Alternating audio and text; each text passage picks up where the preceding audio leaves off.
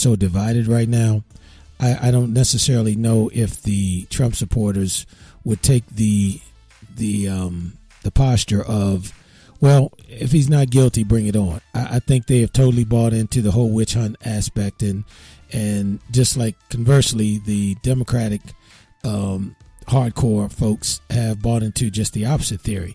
Now, I do remember when President Clinton was going through his whole process, the Democratic Party, they were doing, in essence, they had the same type of, all right, we got to defend our guy type thing going on. But I didn't get the feeling that they were willing to obstruct all the rules of law to get that done. And I think that's the difference here. Certainly there was some party loyalty. Absolutely. They were doing what they could to protect President Clinton. And there's no doubt about that. And anyone that looks at this objectively would have to agree to that. But I think where we're crossing the line, it's so obvious that they do not want this investigation to be completed. Now, initially, Mueller was the best thing since sliced bread. He's going to be objective. He's going to really look into this. And now there are all kinds of questions about his objectivity and so forth and so on. But I think the one thing that has frightened a lot of folks who may have something to worry about is the fact that Mueller has been moving with stealth. He's not talking about what he's doing. This guy is just going about his business methodically and lethally. And I think that is what has so many people scared.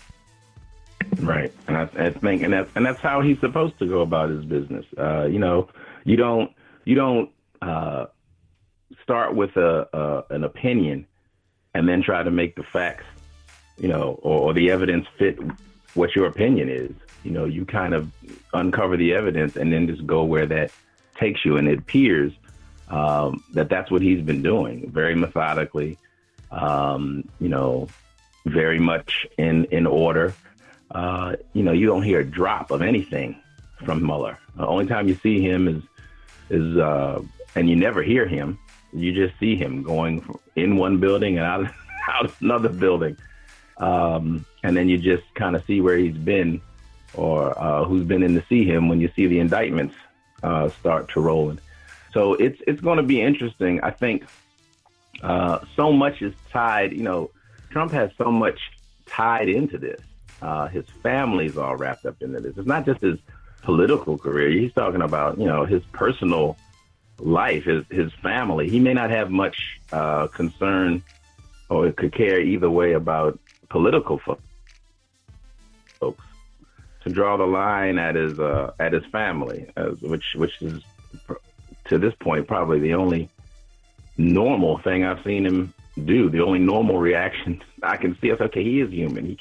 He does feel something. Well, let me ask you this: as a former politician and someone that probably sat in the room and heard strategies being developed and implemented, what would you recommend to both parties? What would you recommend to the Democrats? What would you recommend to the Republicans in terms of this whole thing that's going on with replacing the Attorney General, the possibility that he's going to maybe not fire Mueller, but stifle his ability to move around, cripple his budget, do other types of things that would make it difficult for him to make his, to really get to the facts? What would you recommend for both parties? I think in the background, it's an old proverb that says, when the elephants fight, it's the grass that suffers. Wow, and I think as long as Congress keeps, as long as they keep this us and them, this back and forth on the real deal, and we saw it, we saw it rear its head in the Kavanaugh proceedings, and each and everything is a fight. More and more, the fabric of this whole political system is getting torn away, and people's belief in it.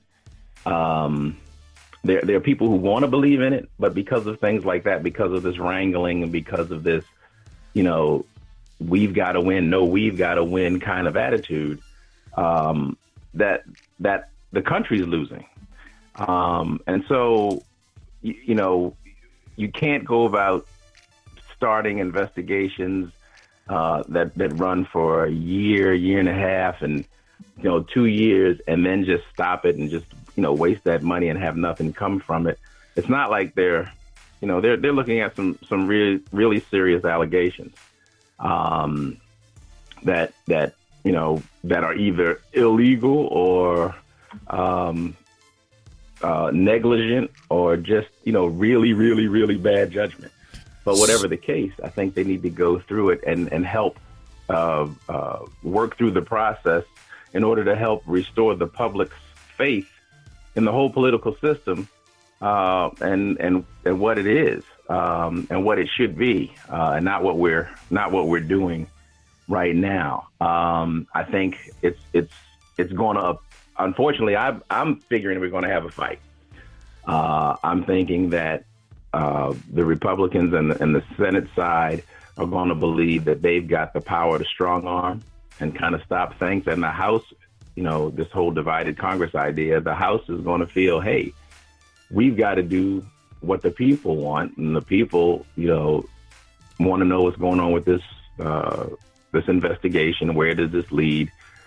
We have to be taxpayer dollars, and this has to come to a close somehow. And there's got to be a way that that's satisfying to both. For us, when we're in the legislature, usually the best legislation came through conversations with both sides, the best legislation. And usually both sides went away wanting more, but at least they got something. Sure. And I think that's how you get at the best legislation. And I think the same thing goes with decisions that have to be made with regard to investigations and things of that nature. Okay. Yeah. Well, I want to remind our listeners, you can reach us at 702-425-7789, 702-425-7789, or you can chat with us live, and we certainly want to hear from our listeners about this very important subject that we're talking about, because, if you look at what's going on right now, I look at it from a layman's perspective, Thimbad. When you have a person that is in a high profile position, and I'll take my former life. I was a deputy chief of police. So investigations used to come up to me, internal investigations that I had to review, and you had to do what you had to do. Now, imagine in that same light that I have now been accused of something that requires an internal investigation, but then I decide, well, I'm going to now move the commander of the Internal Affairs Division, and then I'm going to switch out a couple of investigators and doing those types of things. And so, when you have that appearance that you're trying to stack the deck so that the process can't work, that's not a good look. And my concern is that people have to have faith in their government. They have to have faith in the process, so that if you say that, and let's say, for example, Mueller comes back and says, you know what, this thing certainly stunk, but the president didn't do anything wrong. Right. Or he comes back and says, not only did this thing stink, but this is what he did, this is what she did, this is what they did.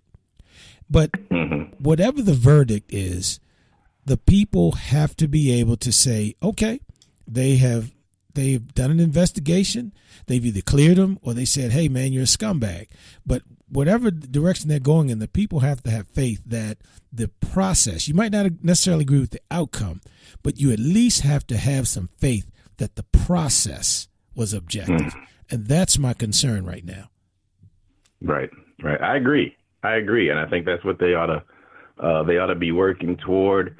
I'm sure they're thinking about it, because you got people, if we look at the House election yesterday, in terms of the new folks at the House, it's two very different parties, just like we saw with the Republican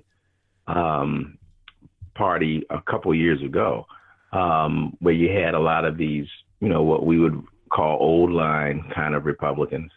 And then you would have these Tea Party type folks who are just like, smash, crash, and burn. We're going to come in and turn the whole thing over. We don't like anybody. We don't like people in our party, and we certainly don't like people in the other party.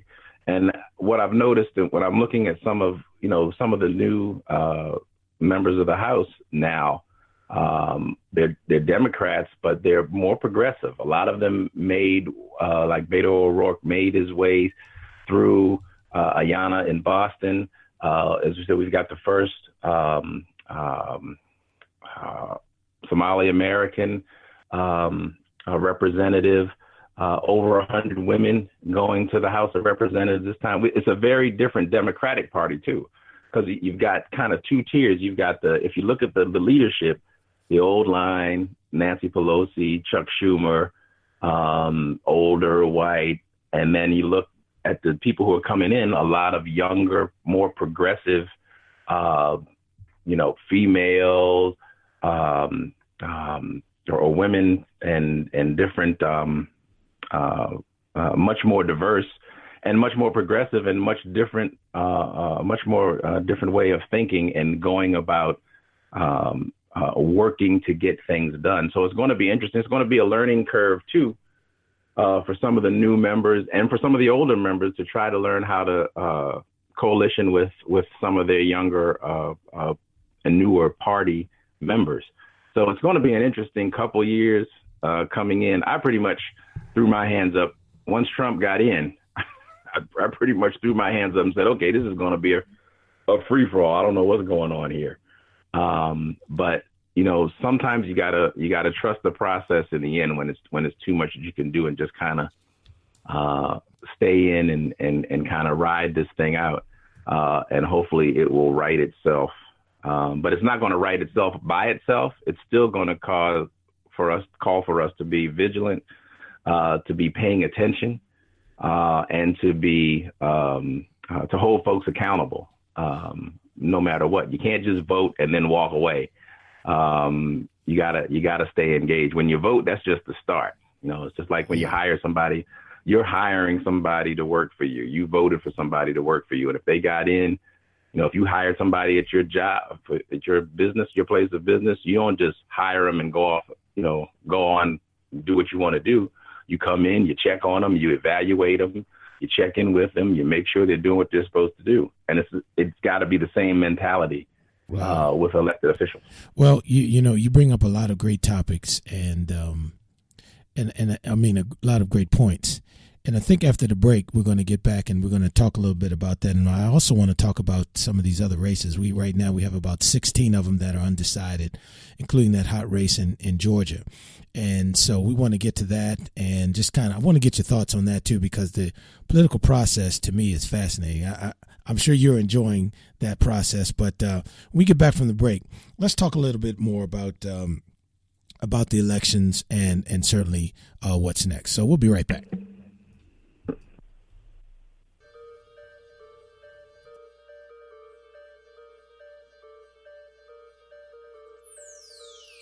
You're listening to Straight No Chaser.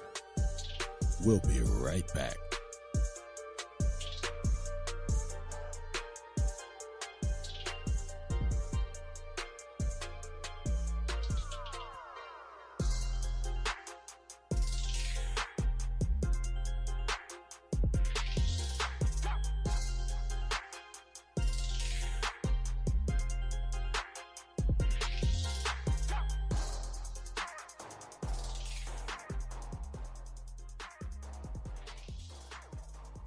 DWI, even at first, it's pretty harsh. You don't realize, Up to 90 days in jail. Can't be there for my family. I'm in here. They're out there. They put an ignition interlock in your car for 1 year. Car won't start unless you blow into it. It's embarrassing. You gotta pay fees, get a lawyer. Need to see my probation officer for testing all the time. Have to pick up garbage. It literally consumes your life. I lost my family's trust. Lost my job. I lost my marriage. I lost my kids. Lost a lot of time, A DWI is just a big waste of time. I just remembered it's election day. Are you going to vote? I don't know. I don't think I'll have time today. Millions of eligible voters in America never make it to the polls or even register to vote. When you don't vote, you're letting other people make decisions for you and pick the things your taxes will pay for. Voting is more than a civic duty. It gives you a voice about the priorities and the future of your community and our nation. Voting